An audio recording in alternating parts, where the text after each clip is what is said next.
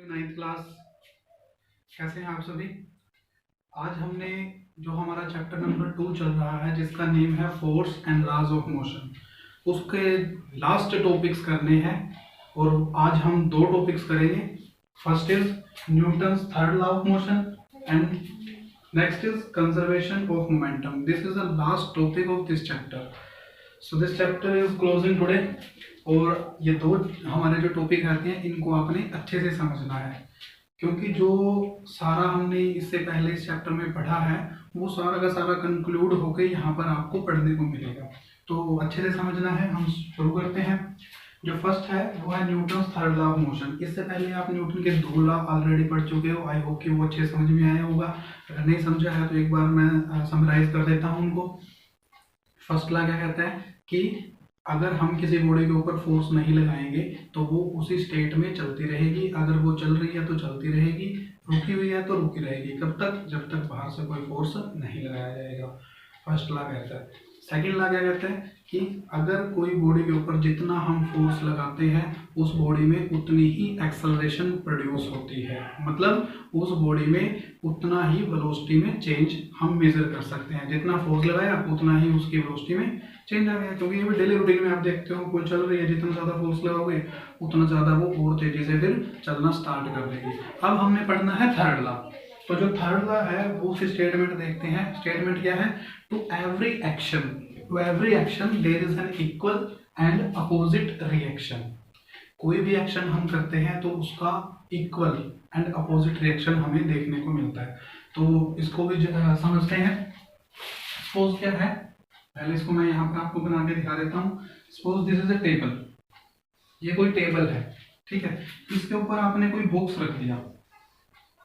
इस बॉक्स का जो वेट है, वेट आप किस में मेजर करते हो? आप जो जनरल लैंग्वेज में आप यूज कर रहे हैं वो किलोग्राम में यूज कर रहे हैं, जबकि वेट जो होता है ना वो न्यूटन में मेजर होता है। क्योंकि वेट जो है वो क्या है? फोर्स है। मेरा जो वेट है, मान लो मेरा वेट 80 किलोग्राम है, तो वो मैं फोर्स लगा रहा हूँ कहाँ पर? अर्थ के ऊपर, ठीक है। किलोग्राम में तो क्या मेजर होता है? किलोग्राम में तो मास मेजर होता है। वो हमने नेक्स्ट चैप्टर में पढ़ना भी है इन दोनों के बारे में। तो सपोज इस बॉडी का जो वेट है वो कितना है? 5 न्यूटन। और वेट हमेशा कहाँ जाता है? नीचे की तरफ एक्ट करता है। तो इस ब्लॉक का जो वेट है वो कितना है? 5 न्यूटन। और 5 न्यूटन जो फोर्स है वो ये ब्लॉक लगा रहा है किस पे? टेबल पे, ठीक है। ब्लॉक टू टेबल, कितना फोर्स? 5 न्यूटन फोर्स, ठीक है। अब न्यूटन थर्ड लॉ क्या कहता है कि एवरी एक्शन, अब ये तो क्या है? एक्शन।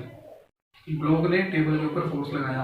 और न्यूटन थर्ड लॉ क्या कहता है? इक्वल एंड अपोजिट रिएक्शन भी देखने को मिलेगा। यानी कि जितना फोर्स ब्लॉक ने टेबल पर लगाया, टेबल भी उतना ही फोर्स ब्लॉक के ऊपर लगाएगा अपोजिट डायरेक्शन में।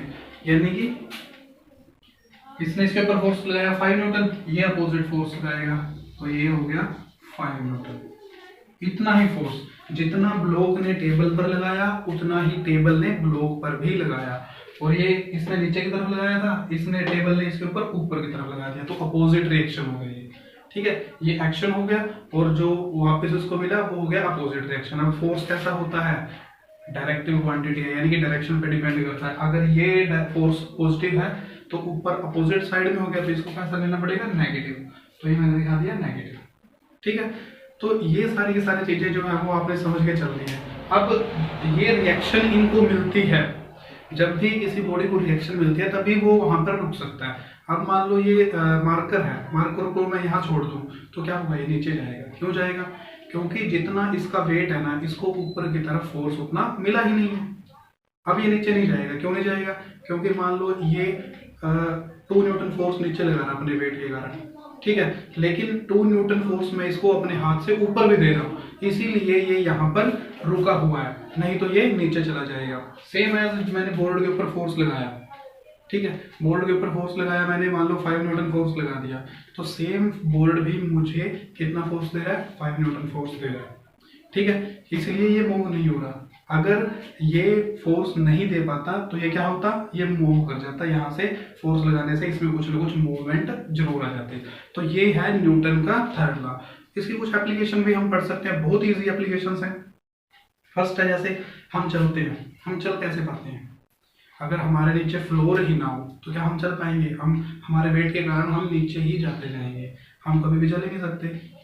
तो हम चल क्यों पाते हैं? क्योंकि हमारे पैरों के नीचे क्या है? अर्थ है, फ्लोर है, और वो हमें क्या देता है? जितना हमारा वेट है उतना ही हमें फोर्स ऊपर की तरफ दे देता है, जिसके कारण हम आगे चल सकते हैं।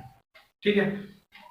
और क्या है? जैसे स्विमिंग करते हैं, लोगों को आपने देखा होगा तैरते हुए स्विमिंग करते हैं, वो तो स्विमिंग करते हैं तो क्या होता है उसमें, कैसे करते हैं?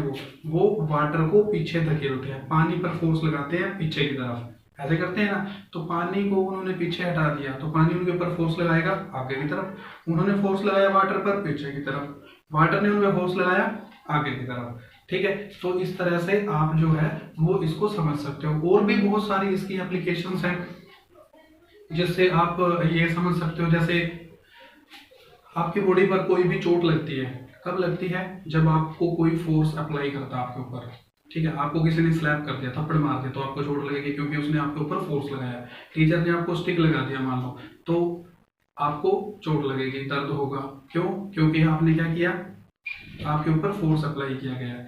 लेकिन जब आप वॉलीबॉल खेलते हो और कोई बॉल आती है, आप उसको सर्विस करते हो या पुश करते हो दूसरे टीम तक पहुंचाने के लिए, तब भी आपके हाथों पर चोट लगती है। तब क्यों लगती है? आपने तो बॉल को मारा है, आपने बॉल पर फोर्स अप्लाई किया, लेकिन फिर भी आपको लग रही है। ऐसा क्यों?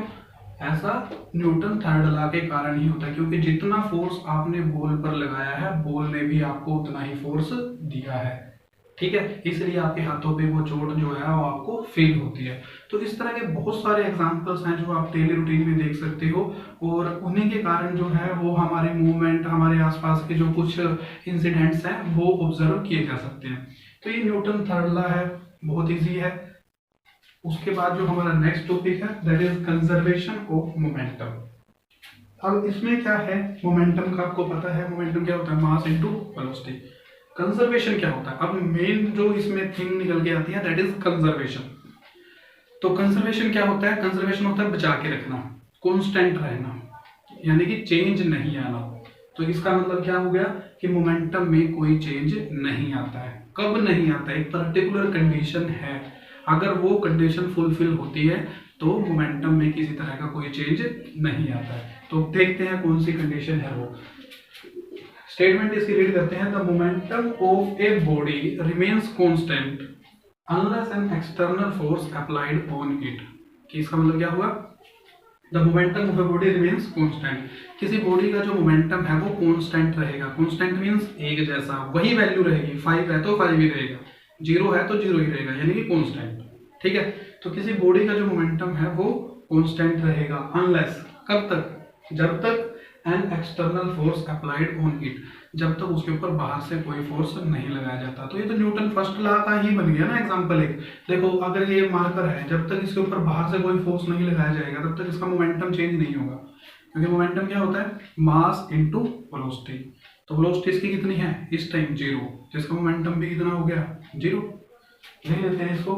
मान लो इसकी वेलोसिटी यहाँ पर कितनी है? मार्कर की बात करते हैं। मार्कर का जो मास है वो कितना है? 100 ग्राम है। वेलोसिटी कितनी है? 0 है। तो इसका मोमेंटम कितना हो गया?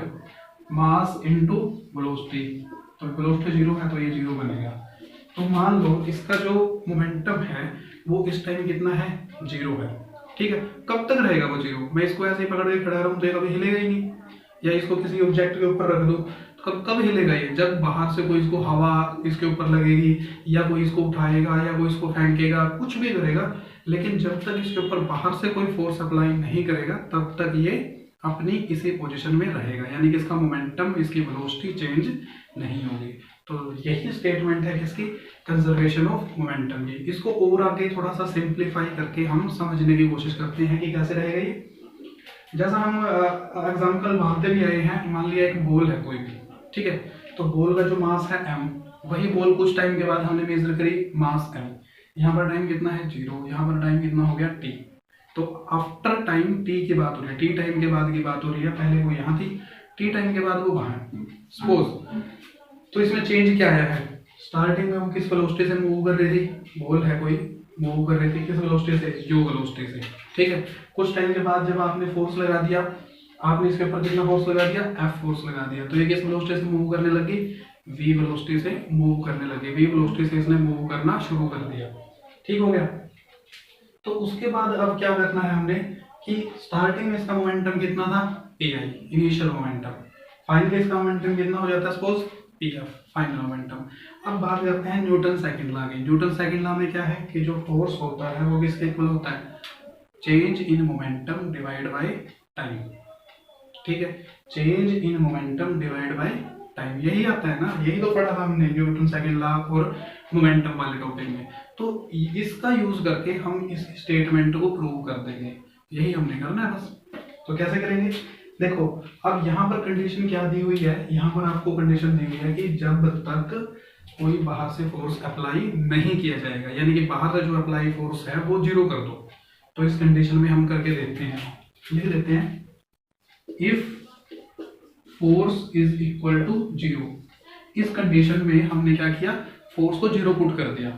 फोर्स को जीरो पुट कर दो तो कितना होगा ये, zero is equal to P F minus P I divide by time. Time को भी इधर ले आओ, ये भी जीरो हो जाएगा, मल्टीप्लाई हो गई। तो क्या बन जाएगा ये, P F minus P I is equal to zero. Final momentum minus initial momentum is equal to zero. या फिर इसको कह देंगे कि पी आई को उधर ले जाते हैं, इधर ये माइनस में है, दूसरे साइड जाके ये किसमें हो जाएगा, प्लस में हो जाएगा। तो ये आ गया P F is equal to P I. अब इसका मतलब क्या है कि ये क्या है फाइनल मोमेंटम, ये क्या है इनिशियल मोमेंटम, और दोनों क्या है इक्वल है। यानी कि फाइनल मोमेंटम जितना है, जितना बाद में मोमेंटम है उतना ही मोमेंटम पहले था, कोई चेंज नहीं आया। यही बात तो है ना, जितना मोमेंटम बाद में है उतना ही पहले था, कोई चेंज नहीं आया। लेकिन कब कंडीशन थी ये, जब फोर्स को क्या कर दिया, जीरो कर दिया। तो यह स्टेटमेंट प्रूव हो गई कि जब तक बाहर से कोई फोर्स नहीं लगेगा तब तक जो है वो मोमेंटम एक जैसा ही रहेगा, कांस्टेंट रहेगा, उसमें कोई चेंज नहीं आएगा। ठीक है, इस तरह के कुछ एग्जांपल्स, इसके कुछ एग्जांपल्स आपको देखने को मिलेंगे। सबसे जो इम्पोर्टेंट इसका जो एग्जांपल है वो है recoiling of a gun. Recoiling of a gun, gun में से अब देखो क्या होता है। अब ये एग्जांपल बहुत इंपॉर्टेंट है, कई बार एग्जाम में भी आ जाता है। इसमें क्या होता है कि कोई गन से आपने फायर कर दिया, ठीक है, अब बुलेट क्या होती है, बाहर निकल के जाती है। ठीक है, बाहर निकल के जाती है तो बुलेट के ऊपर आपने कोई फोर्स नहीं लगाया है, यानी कि गन जो है वो रेस्ट पोजीशन में थी, गन रेस्ट पोजीशन पे थी, बाहर से कोई फोर्स नहीं लगाया। तो उसका पहले मोमेंटम कितना है, जीरो है। नेट मोमेंटम कितना है उसका, जीरो है। फोर्स जब आपने बाहर से उसका ट्रिगर दबा दिया, यानी कि बुलेट पे तो आपने कोई फोर्स नहीं लगाया ना, बाहर उसके ट्रिगर पे फोर्स लगाया, बुलेट पे नहीं लगाया। बुलेट आगे निकल के गई, यानी कि बुलेट का कुछ मोमेंटम बनेगा।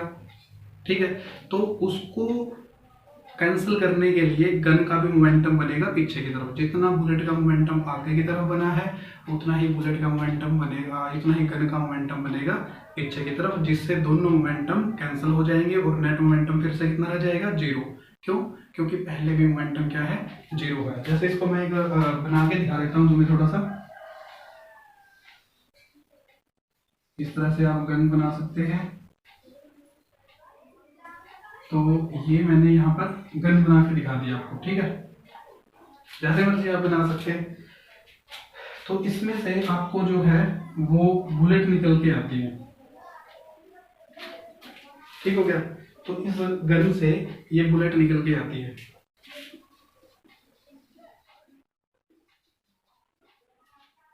अब मान लो जब आपने फायर नहीं किया है, तो जो पूरी की पूरी गन है वो रेस्ट पोजीशन पे है, यानी कि इसकी वेलोसिटी कितनी है, जीरो। और अगर वेलोसिटी जीरो है तो मोमेंटम भी क्या रहेगा, जीरो।